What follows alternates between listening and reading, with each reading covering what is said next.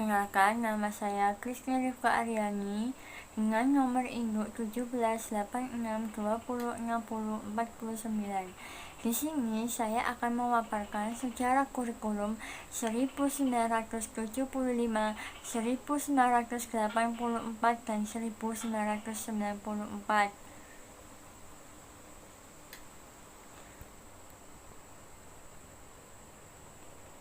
Yang pertama, saya akan menjelaskan kurikulum 1975. Setelah Indonesia memasuki masa Orde Baru, maka tatanan kurikulum mengalami perubahan dari rencana pelajaran menuju kurikulum yang berbasis pada pencapaian tujuan.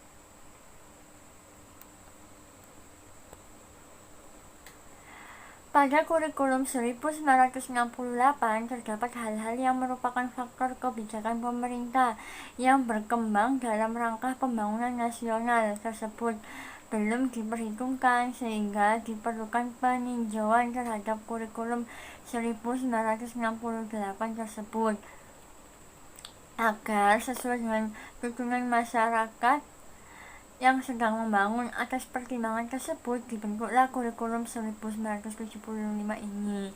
Segala upaya untuk mewujudkan strategi pembangunan di bawah pemerintah Orde Baru dengan program Pelita dan Repelita. Yang selanjutnya yaitu kelebihan dan kelemahan kurikulum 1975. Yang pertama, kelebihan kurikulum 1975. Di sini menekankan pada pendidikan yang lebih efektif dan efisien dalam hal daya dan waktu, dengan sistem senantiasa mengarah kepada tercapainya tujuan yang spesifik dapat diukur dan dirumuskan. Kelemahan kurikulum 1975, guru dibuat sibuk menulis rincian apa yang akan dicapai dari setiap kegiatan pembelajaran. Yang selanjutnya yaitu kurikulum 1984. Kurikulum 1984 mengusung proses skill approach. Meski mengutamakan pendidikan proses, tapi faktor tujuannya tetap penting. Kurikulum ini juga sering disebut kurikulum 1975 yang disempurnakan.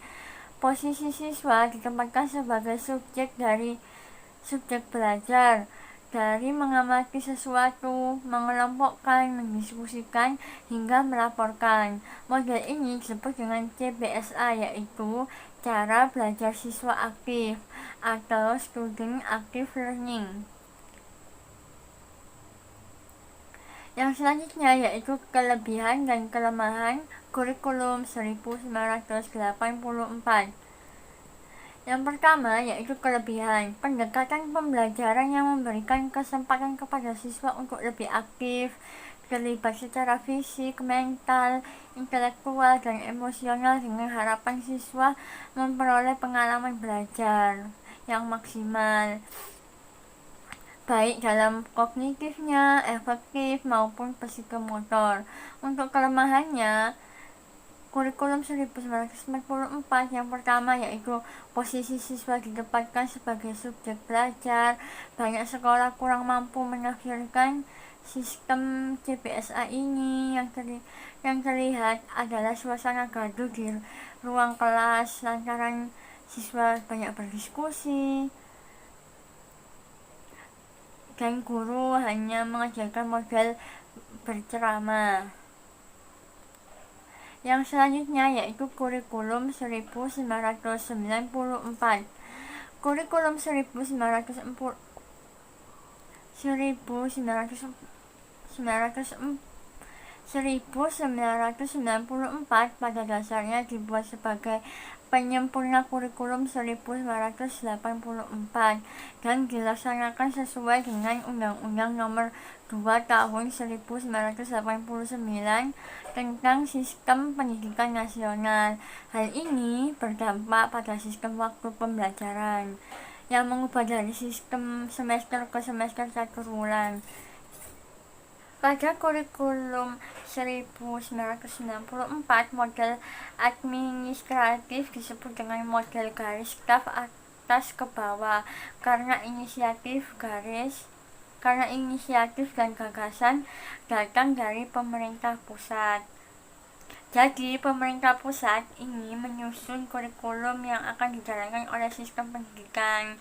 Guru hanya menjalankan yang ditetapkan oleh pemerintah. Terdapat ciri-ciri yang menonjol dari pemberlakuan kurikulum 1994, diantaranya sebagai berikut. Yang pertama yaitu pembagian tahapan pelajaran di sekolah dengan sistem catur bulan. Yang kedua, pembelajaran di sekolah lebih berorientasi kepada materi pelajaran atau isi, sehingga materi pelajaran cukup padat. Yang ketiga, memberlakukan satu sistem kurikulum untuk semua siswa di seluruh Indonesia. Kurikulum ini bersifat kurikulum inti hingga daerah yang khusus dapat mengembangkan pengajaran sendiri disesuaikan dengan lingkungan dan kebutuhan masyarakat sekitar. Yang selanjutnya, dalam pelaksanaan kegiatan, guru dapat memilih dan menggunakan strategi yang melibatkan siswa aktif dalam belajar, baik secara mental, fisik, dan sosial. Di sini, guru dapat memberikan contoh soal agar siswa lebih aktif. Dalam pengajaran, suatu mata pelajaran hendaknya disesuaikan dengan kekasan konsep atau pokok bahasan dan perkembangan berpikir siswa, sehingga diharapkan di sini siswa dapat keserasian antara pengajaran yang menekankan pada pemahaman konsep dan keterampilan dalam menyelesaikan soal ataupun pemecahan masalah.